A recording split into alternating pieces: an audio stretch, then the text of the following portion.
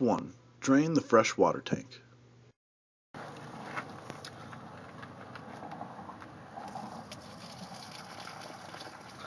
Step 2.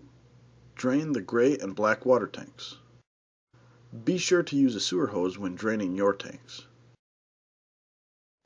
Once the tanks have been drained, close the valves back up to prevent leaking over the winter months. Step 3. Drain the water heater. Consult your owner's manual to figure out which brand of water heater your camper has. Here is an example of an Atwood water heater. Be sure to release all the pressure from the water system by turning off your water pump or disconnecting the city water connection and opening a hot water valve on one of the faucets. The Atwood water heater has a Teflon plug on the bottom center of the service access panel. You will need either a 7/8 inch or 15/16 inch socket to remove the plug. Once the plug is removed, place it back in the compartment loose and close the service access door.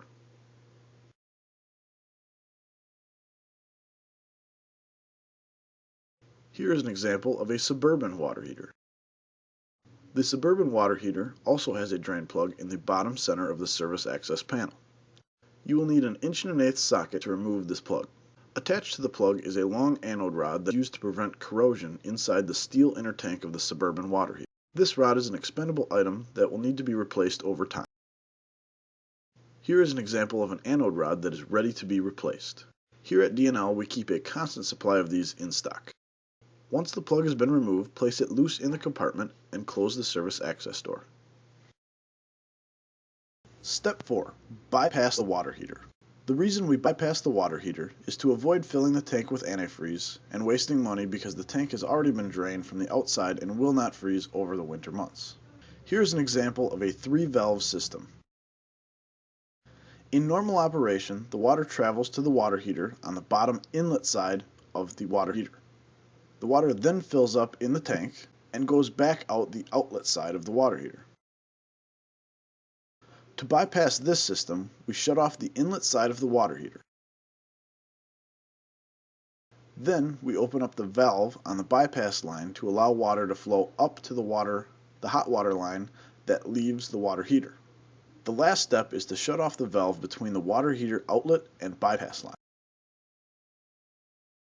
Now the antifreeze will travel up the bypass line and back out to the rest of the hot water lines. Here is an example of a 1 or 2-valve system. Much like the 3-valve system, water travels to the water heater on the bottom inlet side of the water heater. The water fills up in the tank and then goes back out the top outlet side of the water heater. To bypass this system, we turn the bottom valve up towards the bypass line. This makes the water travel up to the hot water lines. In a 2-valve system, we then shut off the valve leading back into the outlet side of the water heater. A 1-valve system will have a check valve on the outlet side of the water heater and will automatically prevent antifreeze from traveling back into the water heater. Step 5. Remove the water filter. Most water filters are located very close to the water pump or under the kitchen sink. If your camper does not have a water filter, please skip this step. Here is an example of a canister-style water filter.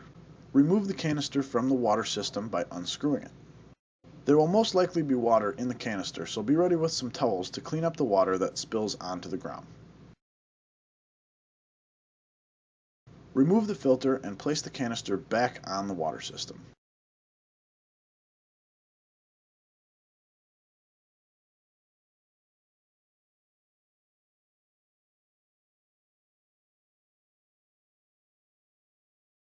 Here is an example of an inline water filter. Remove the filter by unscrewing it or unclamping it from the water system. This is what your inline water filter will most likely look like. Make sure to note which way the directional arrow on the water filter was facing for replacement in the spring. Inline filters will not work properly if placed backwards in the water system. We replace the water filter with this bypass hose. If your camper does not have a bypass hose, you can buy a replacement bypass hose at your local RV dealer.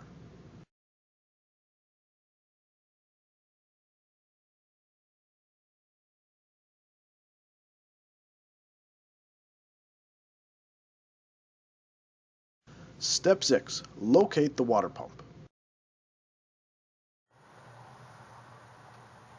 Step 7. Bypass the water tank or install a winterization hose. Some campers are equipped with a bypass hose. If your camper has one, it will be located on the inlet side of the water pump. This is the side that goes down to the water tank. To bypass the water tank, flip the bypass valve to point at the bypass hose, which is a 2 to 3 foot long hose that is open at one end. Be sure to use RV grade antifreeze that contains 0% alcohol. Stick the end of the line into a jug of antifreeze.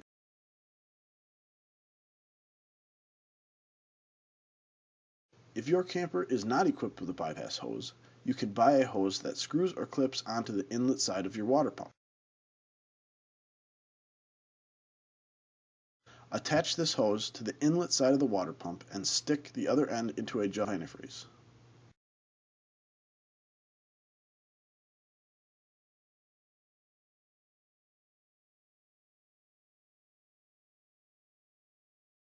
Step 8. Turn on the water pump.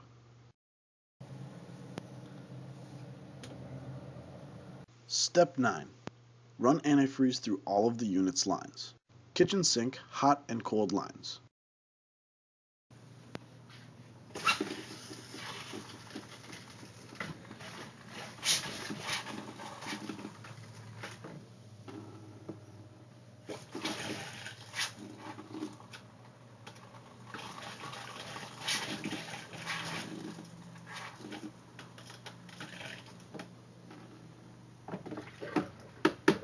Bathroom sink, hot and cold lines.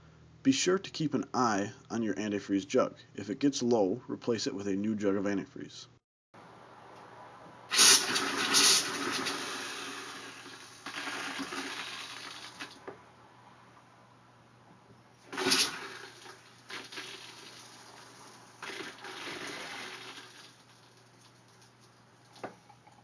Flush the toilet.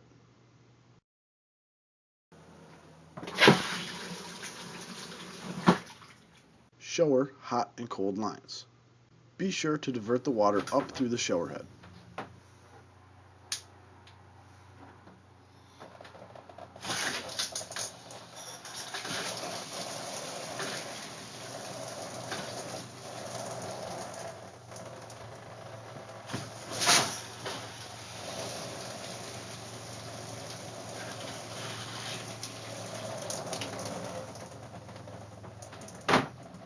Exterior shower, hot and cold lines.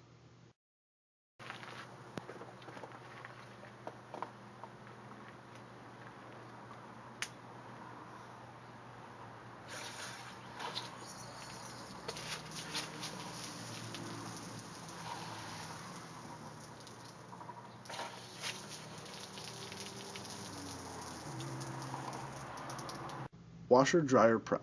If your camper has a clothes washer, consult your owner's manual on how to winterize it properly.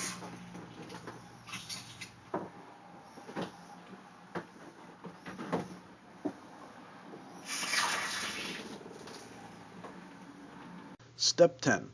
Turn off the water pump.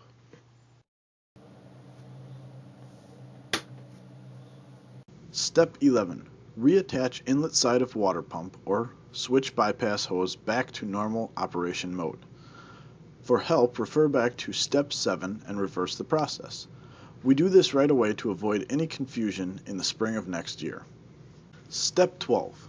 Turn bypass on water heater back to normal operation mode. For help, refer back to Step 4 and reverse the process. Again, this is done to avoid any confusion in the spring of next year. Step 13. Dump at least 1 cup of antifreeze down each trap. This includes the kitchen sink, bathroom sink, shower, and toilet. Make sure there is around 1 inch of antifreeze standing in the toilet bowl to keep the seal lubricated.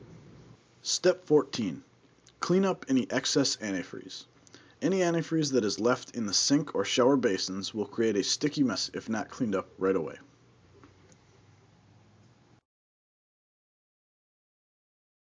Warning: D&L Recreation takes no responsibility for any damage caused by improperly winterizing your own recreational vehicle.